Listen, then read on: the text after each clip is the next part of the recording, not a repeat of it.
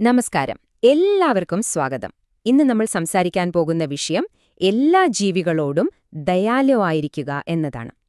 പണ്ഡിറ്റ് ശ്രീറാം ശർമ്മ ആചാര്യ G എഴുതിയ സഭീ പ്രാണിയോം പർ ദയാ കീജിയെ എന്ന പുസ്തകത്തെ ആസ്പദമാക്കിയുള്ള ഒരു ചെറിയ വിവരണമാണിത്. ശരിക്കും ജീവജാലങ്ങളോടുള്ള നമ്മുടെയൊക്കെ ആഴത്തിലുള്ള കടമകളെക്കുറിച്ചുള്ള ഒരു ഓർമ്മപ്പെടുത്തലാണിത്. അപ്പോൾ നമുക്ക് നേരെ വിഷയത്തിലേക്ക് കടന്നാലോ? നോക്കൂ, ഈയൊരു വാക്യം ഇതാണ് നമ്മുടെ ഇന്നത്തെ ചർച്ചയുടെ എല്ലാം ആധാരം. ദൈവസൃഷ്ടിയിൽ മനുഷ്യനൊരു പ്രത്യേക സ്ഥാനമുണ്ട്, അല്ലേ? പക്ഷേ അത് വെറും അധികാരത്തിൻ്റേതല്ല, മറിച്ച് വലിയൊരു ഉത്തരവാദിത്തത്തിൻ്റേതാണ്. ശരിക്കും പറഞ്ഞാല് ഒരു കുടുംബത്തിലെ മൂത്ത ചേട്ടൻ അല്ലെങ്കിൽ ചേച്ചി ഇളയവരെ നോക്കുന്നതുപോലെ ഈ ഭൂമിയിലെ മറ്റെല്ലാ ജീവികളോടും ദയയും കരുതലും കാണിക്കേണ്ടത് നമ്മുടെ ഒരു അടിസ്ഥാനപരമായ കടമയാണ്. അപ്പോ ഈ ഒരു യാത്രയിൽ നമ്മൾ എന്തൊക്കെയാണ് നോക്കാൻ പോകുന്നതെന്ന് വെച്ചാൽ, ആദ്യം തന്നെ മനുഷ്യന്റെ ഈ ഒരു പ്രത്യേക ഉത്തരവാദിത്തത്തെക്കുറിച്ച് നമ്മൾ മനസ്സിലാക്കും. പിന്നെ നമുക്ക് ചുറ്റും കാണുന്നതും ചിലപ്പോൾ നമ്മൾ കാണാതെ പോകുന്നതുമായ ക്രൂരതകളെപ്പറ്റി സംസാരിക്കും. അത് കഴിഞ്ഞാൽ അനുകമ്പയുടെ ശക്തി കാണിച്ചു തന്ന ചില നല്ല ഉദാഹരണങ്ങൾ നോക്കാം. നമ്മുടെ ജീവിതത്തിലെ എങ്ങനെ കാരുണ്യം തിരഞ്ഞെടുക്കാമെന്ന് ചർച്ച ചെയ്യാം. അവസാനം ഇതിൽ നിന്നെല്ലാമുള്ള ഒരു സാർവത്രികമായ പാഠത്തിൽ നമ്മളെത്തും. അപ്പോ നമ്മുടെ ആദ്യത്തെ ഭാഗത്തേക്ക് കടക്കാം. എന്തുകൊണ്ടാണ് മനുഷ്യന്റെ ഉത്തരവാദിത്വം ഇത്ര വലുതായി നമ്മൾ കാണുന്നത്? എന്താണ് നമ്മളെ മൃഗങ്ങളിൽ നിന്ന് ശരിക്കും വേറിട്ട് നിർത്തുന്നത്? നമുക്ക് നോക്കാം. ഈ കാണുന്ന താരതമ്യം ഒന്ന് ശ്രദ്ധിച്ചു നോക്കൂ. ഇത് വളരെ പ്രധാനപ്പെട്ടതാണ്. മൃഗങ്ങൾ അവയുടെ സഹജവാസന അനുസരിച്ചാണ് ജീവിക്കുന്നത്. അതിജീവനമാണ് പ്രധാനം. അതിനുവേണ്ടി സ്വാർത്ഥമായി പ്രവർത്തിക്കും. പക്ഷെ മനുഷ്യന്റെ കാര്യം അങ്ങനെയല്ല. ദൈവം നമുക്ക് അനുകമ്പയും വിവേകവും തന്നിട്ടുണ്ട്. അതായത് മറ്റൊരാളുടെ വേദന മനസ്സിലാക്കാനും അവരെ സഹായിക്കാനുമുള്ള കഴിവ്. ഈ ഒരു കഴിവാണ് നമ്മുടെ ഏറ്റവും വലിയ ഉത്തരവാദിത്തത്തിന്റെ അടിസ്ഥാനം. അപ്പൊ ശരിക്കും എന്താണ് ഈ ആത്മീയതയുടെ ലക്ഷ്യം? അത് നമ്മളെ കൂടുതൽ നല്ല മനുഷ്യരാക്കുക എന്നതാണ്. കൂടുതൽ ഉദാരമതികളും ദയാലുക്കളുമാക്കി മാറ്റുക. എല്ലാ ജീവികളിലും നമ്മളെ തന്നെ കാണാൻ പഠിപ്പിക്കുക. അവരുടെ വേദന നമ്മുടെ വേദനയായി കാണുക. അത് മാറ്റാൻ ശ്രമിക്കുക. സത്യം പറഞ്ഞാൽ എല്ലാ ധർമ്മശാസ്ത്രങ്ങളും ഇതാണ് നമ്മളെ പഠിപ്പിക്കുന്നത്. ഈ കടമ മറക്കുന്നവരെ പിന്നെ മനുഷ്യരൂപമുള്ള മൃഗമെന്നല്ലാതെ എന്ന് പറയാനാണ്. പക്ഷെ ഒരു ചോദ്യമുണ്ട്. മനുഷ്യൻ ഈ അടിസ്ഥാനപരമായ കടമയൊക്കെ മറന്നുപോകുമ്പോൾ എന്തായിരിക്കും സംഭവിക്കുക? നമ്മുടെ സമൂഹത്തിൽ അതിന്റെ പ്രത്യാഘാതങ്ങൾ എന്തൊക്കെയായിരിക്കും? ആ ഒരു കാര്യമാണ് നമ്മൾ അടുത്തതായി നോക്കാൻ പോകുന്നത്. ഇനി നമ്മൾ സംസാരിക്കുന്നത് നമ്മുടെ കൺമുന്നിൽ തന്നെ ദിവസവും നടക്കുന്ന, ചിലപ്പോൾ നമ്മളൊക്കെ കണ്ടില്ലെന്ന് നടിക്കുന്ന ക്രൂരതകളെക്കുറിച്ചാണ്. നമുക്കുവേണ്ടി പണിയെടുക്കുന്ന ആ മിണ്ടാപ്രാണികളോട് നമ്മൾ കാണിക്കുന്ന അനീതികളെപ്പറ്റി ഒന്നാലോചിച്ചു നോക്കൂ. മനുഷ്യരായ നമുക്ക് ജോലി ചെയ്യാനൊരു സമയമുണ്ട്, ഒരു പരിധിയുണ്ട്, അല്ലേ? എന്നാൽ മൃഗങ്ങളുടെ കാര്യത്തിൽ അങ്ങനെയൊരു നിയമവുമില്ല. അവയുടെ ശരീരത്തിന് താങ്ങാവുന്നതിനുമപ്പുറം ഭാരം ചുമക്കാൻ അവ നിർബന്ധിതരാവുന്നു. വേദന കൊണ്ട് പുളയുമ്പോഴും അവയ്ക്ക് കിട്ടുന്നത് സഹതാപമല്ല, നേരെ മറിച്ച് കൂടുതൽ ക്രൂരമായ അടികളാണ്. ഈ ഉദാഹരണങ്ങൾ കണ്ടാൽ നമുക്ക് മനസ്സിലാവും, കുതിരവണ്ടികളിൽ താങ്ങാവുന്നതിലും കൂടുതൽ ആൾക്കാരെ കയറ്റി വലിക്കാൻ വിടുന്നത് നമ്മൾ എത്രയോ തവണ കണ്ടിരിക്കുന്നു. ഇഷ്ടികച്ചുളകളിലൊക്കെ കഴുതകളുടെ മുതുകത്ത് വലിയ ഭാരം കയറ്റി അവിടെ വലിയ മുറിവുകളുണ്ടാകുന്നു. വണ്ടി വലിക്കുന്ന കാളകളുടെ കഴുത്തിലെ മുറിവ് പഴുത്തിട്ട് പോലും അതേ നുകം വെച്ച് വീണ്ടും അവയെക്കൊണ്ട് ജോലി ചെയ്യിപ്പിക്കുന്നു. ഇതൊന്നും കഥകളല്ല, നമ്മുടെ കൺമുന്നിൽ നടക്കുന്ന യാഥാർത്ഥ്യങ്ങളാണ്. ഇതിലെ ഏറ്റവും സങ്കടകരമായ കാര്യം എന്താണെന്ന് വെച്ചാൽ, ക്ഷീണിച്ച് തളർന്ന് ഒരടി മുന്നോട്ട് വെക്കാൻ പറ്റാതെ വരുമ്പോൾ അവയ്ക്ക് കുറച്ച് വിശ്രമം കൊടുക്കുന്നതിന് പകരം കൂടുതൽ ശക്തമായ അടികളാണ് കിട്ടുന്നത്.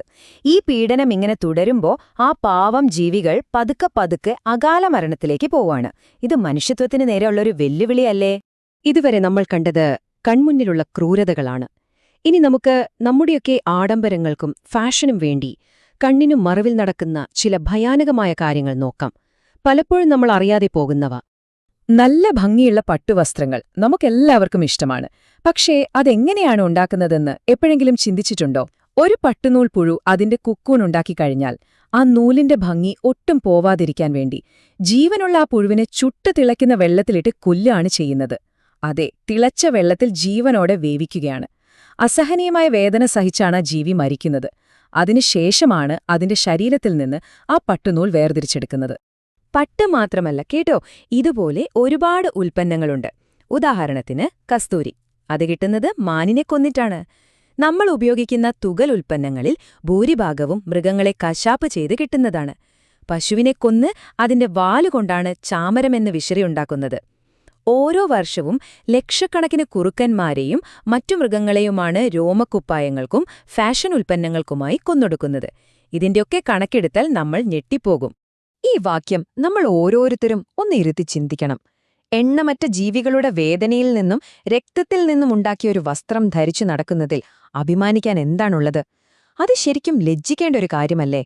നമ്മുടെ സൗന്ദര്യത്തിനും ആഡംബരത്തിനും പിന്നിൽ ഇത്രയധികം വേദനയുണ്ടെന്ന് നമ്മൾ മറന്നുപോകരുത്.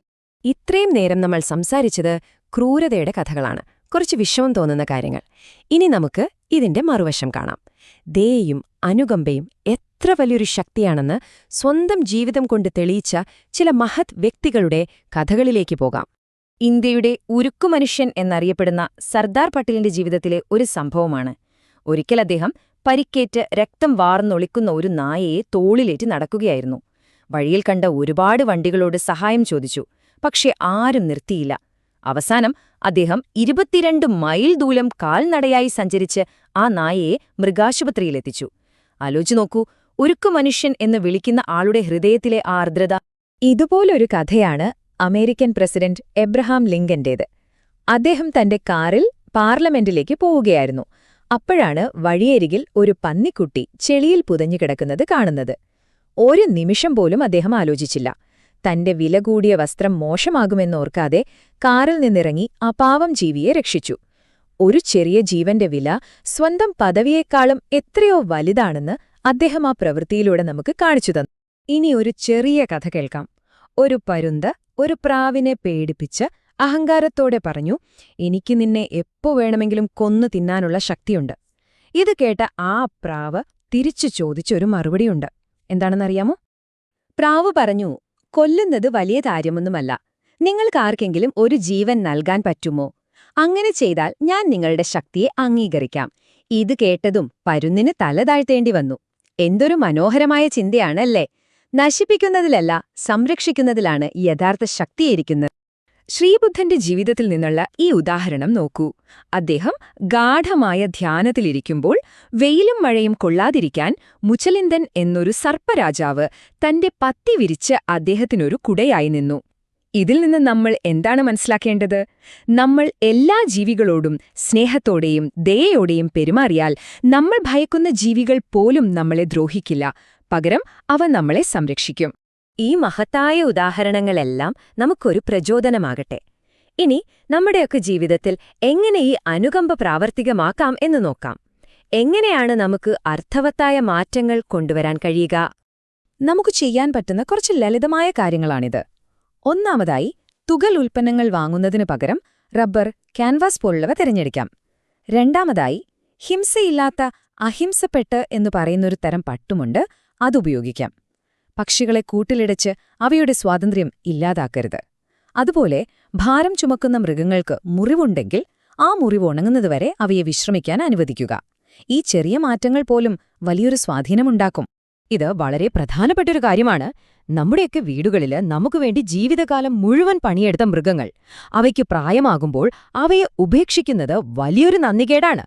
അവയുടെ സേവനത്തിനുള്ള ഒരു പെൻഷൻ പോലെ വാർദ്ധക്യത്തില് അവയെ സംരക്ഷിക്കേണ്ടത് നമ്മുടെ ഒരു ധാർമ്മികമായ കടമയാണ്. ഇപ്പോൾ സ്വാഭാവികമായും ഒരു ചോദ്യം വരാം. ശാസ്ത്രത്തിനും മരുന്നുകൾക്കും വേണ്ടിയാണെങ്കിലോ?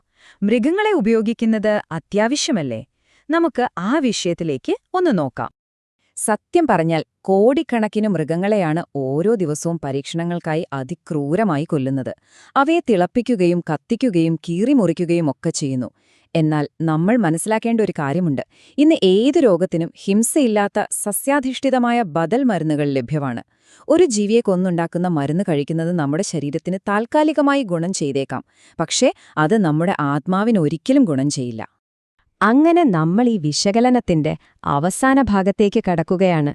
ഇതിന്റെ എല്ലാം ആത്യന്തികമായ ധാർമ്മിക പാഠം എന്തായിരിക്കും? നമുക്ക് നോക്കാം. ഒരു കാര്യം നമ്മൾ എപ്പോഴും ഓർക്കണം. നമ്മൾ മറ്റുള്ളവർക്ക് കൊടുക്കുന്ന വേദനയുടെ പ്രതിഫലനം ഒരു നാൾ നമ്മളിലേക്ക് തന്നെ തിരിച്ചെത്തും. പ്രകൃതിയുടെ നിയമം അങ്ങനെയാണ്. അതിനെ ദൈവികമായ കോടതി എന്ന് വിളിക്കാം. അവിടെ ചിലപ്പോൾ കാലതാമസം ഉണ്ടായേക്കാം, പക്ഷെ ഒരിക്കലും അനീതിയുണ്ടാവില്ല. വേദനിക്കുന്ന ജീവികളുടെ ആ നിശബ്ദമായ നിലവിളി അത് ചെയ്തവരിലേക്ക് തീർച്ചയായും എത്തിച്ചേരും. ഈ സന്ദേശം നമ്മുടെ മനസ്സിലെപ്പോഴും ഉണ്ടാവണം. മറ്റുള്ളവരെ വേദനിപ്പിച്ച് നമുക്കൊരിക്കലും യഥാർത്ഥ സന്തോഷമോ സമാധാനമോ നേടാൻ കഴിയില്ല.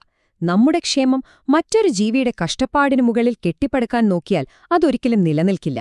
അങ്ങനെയുള്ള സന്തോഷം ശാശ്വതമായിരിക്കുകയുമില്ല. അതുകൊണ്ട് ഇതിൽ നിന്നെല്ലാമുള്ള അവസാനത്തെ പാഠം ഇതാണ്: നമ്മുടെ മനുഷ്യത്വത്തിന്റെ യഥാർത്ഥ അളവുകോലെന്താണ്?